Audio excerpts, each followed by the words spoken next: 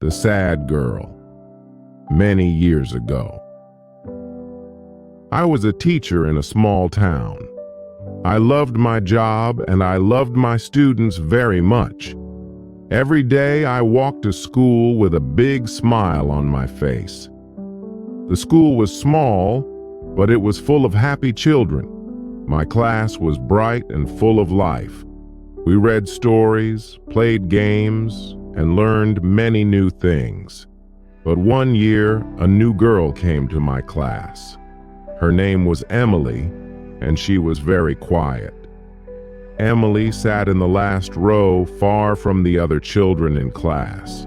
She never smiled, never laughed, and never talked to anyone. At break time, the children ran and played outside. Emily stayed inside and looked out the window. At lunch, the other girls sat together and shared food. But Emily sat alone and ate nothing. She always looked sad and her eyes looked tired. I watched her for many days and I saw the same things again and again. Emily was smart, but she never did her homework. She listened in class but never raised her hand. She wrote well but never joined the group work. I wanted to help her, but I did not know how. I felt something was wrong, but I was not sure what it was. One day I asked her to stay after class. I said, "Emily, you are smart, but you don't do your work. Why?" She looked down at the floor. She was quiet for a long time. Then she looked at me. Her eyes were full of tears. She said in a small voice, "I live alone. I don't have a family." My heart felt heavy and I could not say anything. She told me her story. Her parents died in a car accident 2 years ago. She lived with her aunt, but the aunt was not kind to her. One day the aunt left and never came back. Since then, Emily lived in a small old house by herself. She had no food, no money, and no help. She came to school every day, but no one knew her pain. That night, I sat in my room and thought about Emily. I felt very sad and worried. She was just a child, and she needed love and care. I knew I had to do something. I could not let her live alone and sad. I looked at the empty room in my house and had an idea. I made a decision in my heart. I would help Emily and give her a new home. The next morning, I waited for her at the school gate. When she came, I smiled and said, "Come with me after school." She looked at me with tired eyes and nodded. All day I watched her. She was still quiet, but I saw something new. There was a small light in her eyes. I think she felt a little hope. After school, we walked together to my house. It was not a big house, but it was warm and safe. I showed her the empty room. I said, "You can stay here if you want." Emily looked around. She touched the bed and the small table. Then she looked at me and smiled. It was a small smile, but it was real. It made me feel warm inside. That day changed everything for both of us. Emily came to live with me. I cooked for her, helped her with homework, and gave her love. She started to smile more. She talked a little. She studied and worked hard. I saw her grow and become strong. She was not the sad girl in the last row anymore. She was part of my family now. The first week with Emily was quiet. She did not speak much, but I saw small changes. She woke up early and helped me set the table. She ate all her food and thanked me with a soft voice. Every evening she sat at the table and did her homework. I sat beside her and helped when she asked. Slowly she began to smile more. At school, the other children saw a new Emily. She still sat in the last row, but now she listened with bright eyes. She raised her hand once in math class. She read aloud in English. The class was surprised, but they clapped for her. Emily looked shy, but I saw her smile again. It was a big moment for her. One day, I gave the class a small art project. They had to draw their home. Some drew big houses, others drew gardens and pets. Emily sat quietly with her pencil. I walked to her desk and looked at her drawing.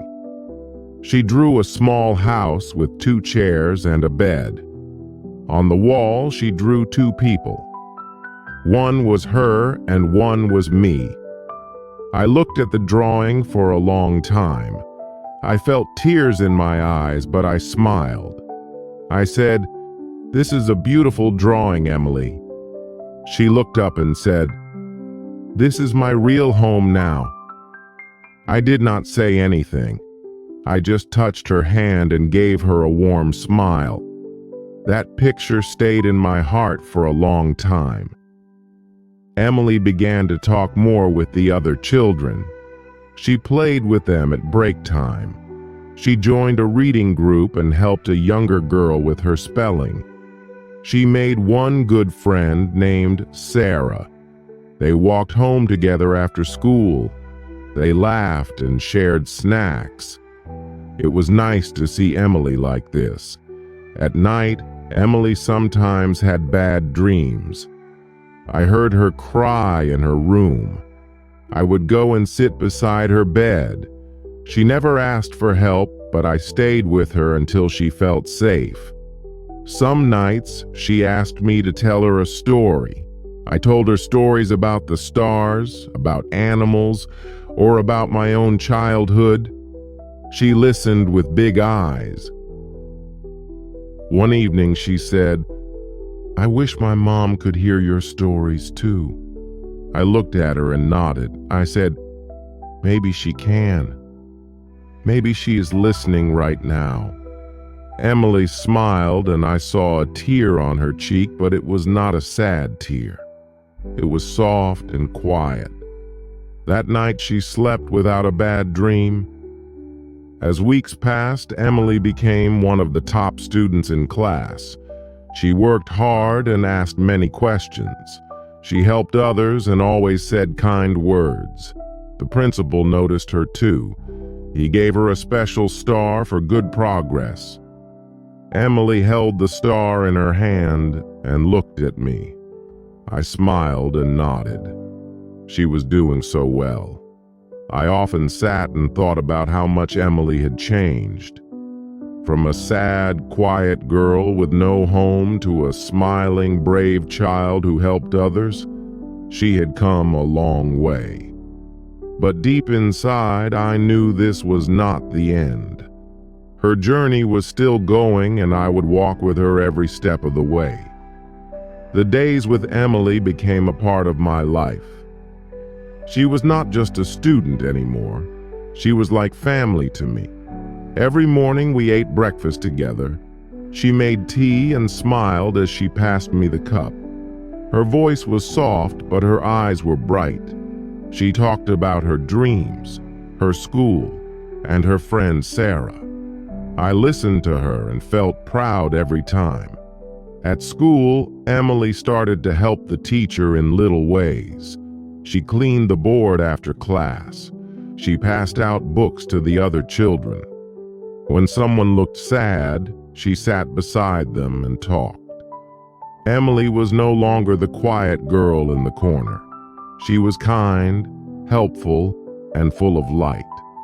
The children liked her, and so did the teachers. One afternoon, there was a small music show at school. Emily joined the singing group with Sarah. I sat in the front row and waited. When the music started, I saw her standing there. She looked a little shy, but also happy. She sang with the group, and her voice was soft but clear. I smiled the whole time. My heart was full of joy. After the show, Emily ran to me. She hugged me in front of everyone. She said, "Did you hear me sing?" I said, "Yes, I did. You were wonderful." She laughed and jumped once. I'd never seen her so happy. That night at home, she sang again while brushing her hair. Her voice filled the small house with peace. Later that week, I got a letter from the school office. It said Emily's aunt was found. She was in another town and wanted to take Emily back. My hands shook as I held the letter. I looked at Emily. She was doing her homework at the table. I sat down and thought for a long time. I didn't know what to do or what to say. That evening, I showed Emily the letter. She read it and was quiet for a while. Then she looked up at me and asked, "Do I have to go?" I looked into her eyes and said, "Only if you want to." She shook her head and said, "I want to stay with you." I felt both sad and happy at the same time. I hugged her tightly. The next day, I went to the school office and talked to the principal. I told him about Emily's life and her time with me. I said I wanted to be her guardian. He listened and said he would help. We filled many papers and waited for a reply. Every night, Emily asked, "Will I stay here?" And every night I said, "Yes, I hope so." Weeks passed. We waited and hoped. Emily stayed brave. She still went to school and helped others. But sometimes I saw her eyes look worried. She didn't talk about the letter, but I knew she was thinking about it. I told her again and again, "You are not alone. I am here. I will fight for you." She smiled and said, "I know." Finally, one afternoon, a letter came to our door. My hand shook as I opened it. It said that Emily could stay with me. I read the words twice to be sure. I called Emily and showed her the letter. She read it, looked at me, and started to cry. But they were happy tears. She threw her arms around me and whispered, "Thank you." Life with Emily after that letter felt different. It felt peaceful, like a new beginning for both of us. Emily knew she was safe, and I knew she was happy. Each morning, we opened the windows together and let the sunlight in. She talked more during breakfast and even made jokes. Her laughter filled the room, and my heart felt full of love. At school, Emily became a helper for the younger students. She read to them and played games with them at break time. One little girl named Nora followed Emily everywhere. Emily helped her learn to read in tighter shoes. I watched them from my desk and smiled. Emily was like a big sister now, kind and patient with everyone. One weekend, I took Emily to the library in the next town. She'd never been to a big library before. Her eyes opened wide as she saw all the books. She walked through the rows and touched the shelves gently. She picked 5 books, all about animals and stars. On the way home, she read one aloud to me. Her voice was full of joy. That night, she sat on the floor and kept reading. She read each page slowly and carefully. Sometimes she laughed and showed me a picture. I sat with her, feeling proud. Emily, the girl who once said nothing, now told stories with a shining smile. She even made her own little book with drawings and short lines about a dog. One day, Emily came home from school with a paper in her hand. She had written a small story and her teacher gave her a gold star. She showed me the paper and said, "I want to be a writer." I smiled and said, "You already are." She laughed and hugged me. That paper stayed on our wall for many weeks. We started a new weekend routine. Every Saturday morning we went to the park with books and a snack. Emily read on the bench while I drank tea. Sometimes she asked me questions about words. Sometimes she just sat in silence and looked at the sky. Those quiet times were special. They were full of peace and trust. One evening it rained very hard. The power went out and the house was dark. Emily sat close to me and said, "Let's tell stories." I lit a candle and we took turns making up silly tales. We laughed until we cried. Later, as she fell asleep, she whispered, "This is my favorite home." I touched her hair and felt lucky. A few days later, the principal asked me to speak at a school event. I told a story about a girl who found hope. I did not say her name, but everyone knew it was Emily. Emily sat in the front row holding Sarah's hand. When I finished, she stood up and clapped first. I looked at her and smiled. She smiled back with proud eyes. That night, Emily said, "You told my story," I said. "Yes, because your story is beautiful." She nodded and looked out the window. The stars were bright and the sky was clear. She said, "I'm not sad anymore." I held her hand and said, "I know. You are strong now." And we sat there together, quiet and happy. One morning, Emily woke up early and said, "I want to bake a cake." It was a cold day, but the kitchen felt warm with her in it. We found a simple recipe and followed it step by step. Emily broke the eggs, mixed the flour, and poured the batter. The smell of the cake filled the house. When it was ready, she took a bite and smiled wide. At school that week, Emily gave a small speech in class. The teacher had asked each student to talk about someone special. Emily talked about me.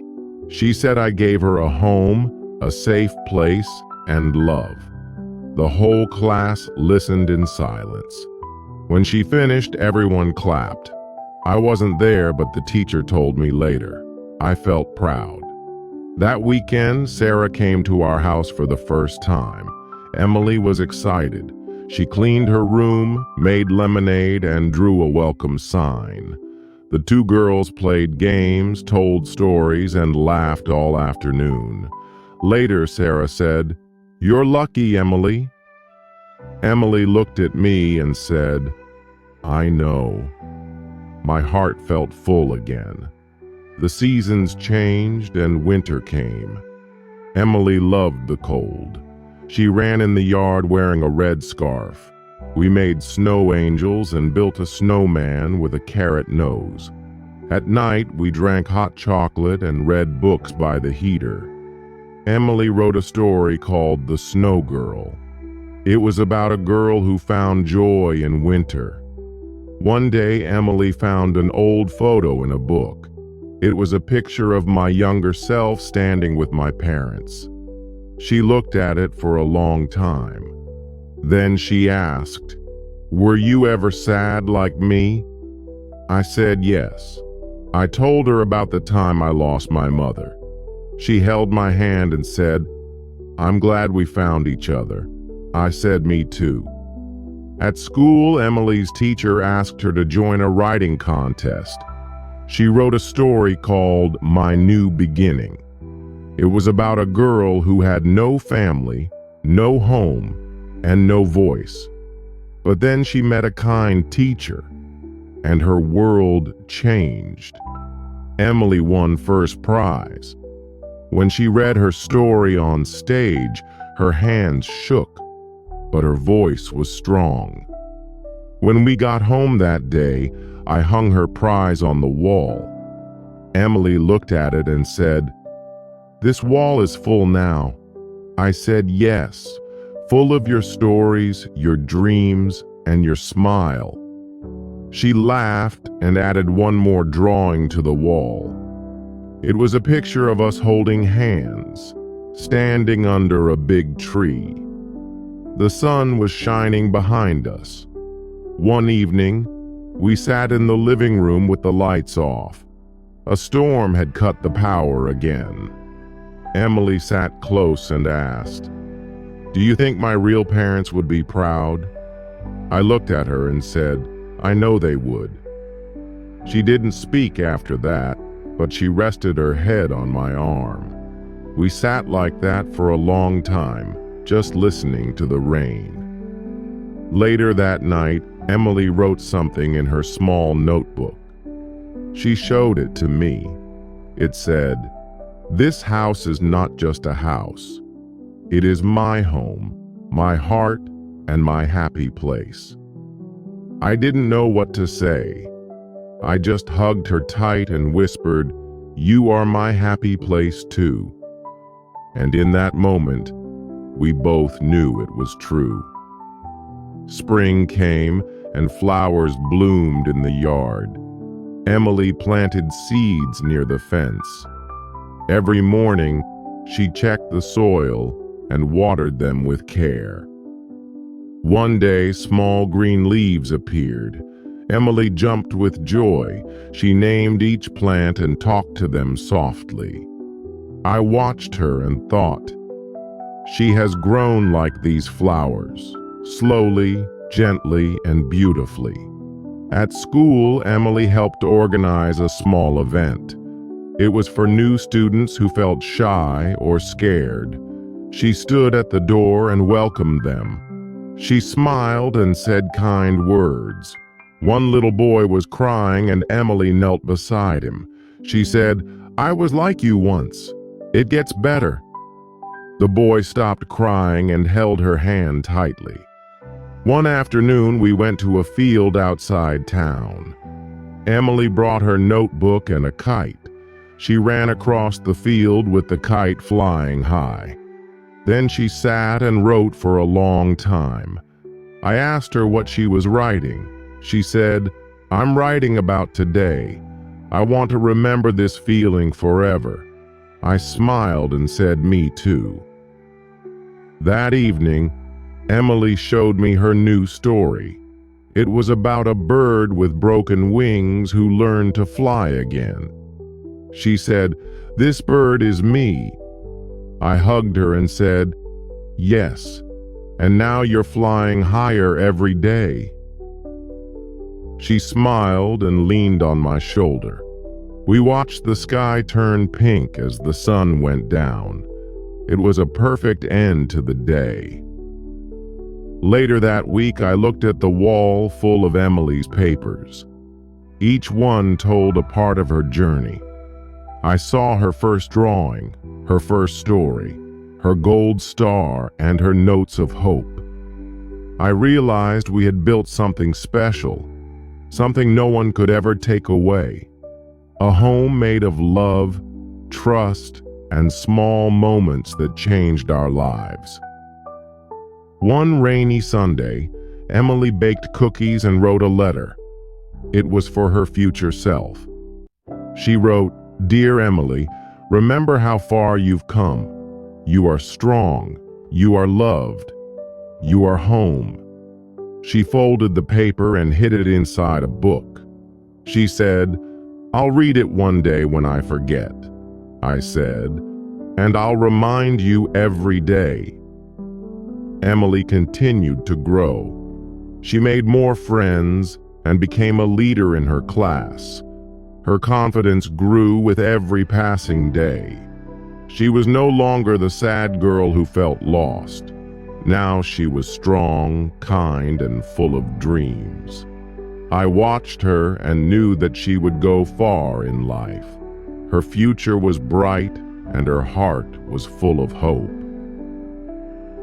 Now when I think about Emily, I smile. She is not just a student, she is a part of me. Her story became my story too. She showed me that love can grow in quiet places, and even the saddest hearts can heal with time. Life gave me a gift I never asked for, but one I will never let go. Emily changed everything. She changed me. It's a good way to practice English every day. Don't forget to like this video and subscribe to the channel for more stories.